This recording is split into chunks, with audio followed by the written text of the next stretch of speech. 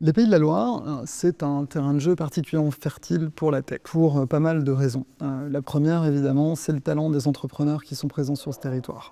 On a une chance incroyable, en fait, d'avoir des dirigeants de talent qui sont prêts à retransmettre toute leur expérience auprès des nouveaux arrivants. La deuxième des raisons, c'est le réseau des écoles, qui est particulièrement puissant, en fait, chez nous, et qui contribue à former chaque année des milliers, en fait, d'étudiants qui viennent grossir le rang de nos entreprises. On a ensuite des incubateurs de qualité, rien que sur Nantes déjà une bonne dizaine, des structures d'accompagnement comme ADN Ouest, comme Ici Lundi, comme La Cantine. Tout ça pris ensemble avec des investisseurs en fait, qui sont présents pour soutenir cette dynamique, ça donne effectivement un écosystème plutôt fertile. À ça, j'ajouterais deux choses. C'est une qualité de vie, évidemment, on ne va pas renier sur Nantes avec la côte qui n'est pas très loin. Je crois que ce qui définit l'ADN nantais et l'ADN plus largement des Pays de la Loire, c'est vraiment cette capacité à travailler ensemble et à faire un jeu collectif qui soit puissant.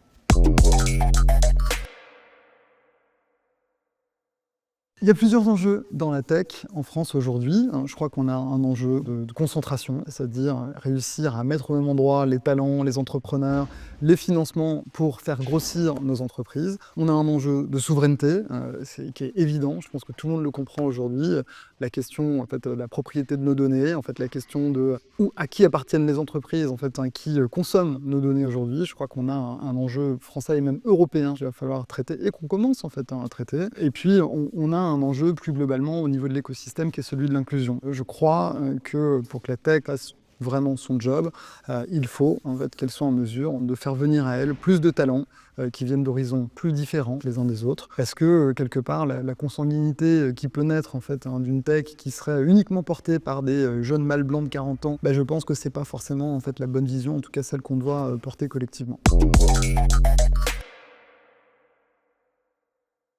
Les deux tendances de la tech qui, à mon sens, sont essentielles, qui le sont déjà. Il y en a une qui est évidemment évidente parce que tout le monde en parle en ce moment, c'est l'intelligence artificielle. Alors qui n'est pas nouvelle, qui existe depuis déjà de nombreuses années, mais qui a fait une entrée fracassante dans nos vies avec l'arrivée en fait, notamment de ChatGPT. Là, c'est une tendance qui est très forte. Les gens commencent à s'approprier cette technologie qui est en train de grandir à une vitesse folle, de rentrer dans nos quotidiens de plus en plus. Et on a un véritable enjeu, nous, démocratiser un usage de cette techno. La deuxième tendance, c'est un peu la même chose, mais différemment, c'est le quantique. Donc c'est ces espèces de supercalculateurs, ces ordinateurs qui vont être capables de processer des dizaines de millions d'opérations, en fait, et je pense que c'est même des milliards en fait, de plus que nos ordinateurs actuels, et donc potentiellement de résoudre des problèmes que la science s'attache à résoudre déjà depuis des années sans y parvenir. Le développement du quantique, on a des startups en France qui sont extrêmement fortes en fait, là-dessus, je pense notamment à Pascal. Je crois que le quantique et l'intelligence artificielle, c'est vraiment les deux tendances qu'il va falloir surveiller de très très près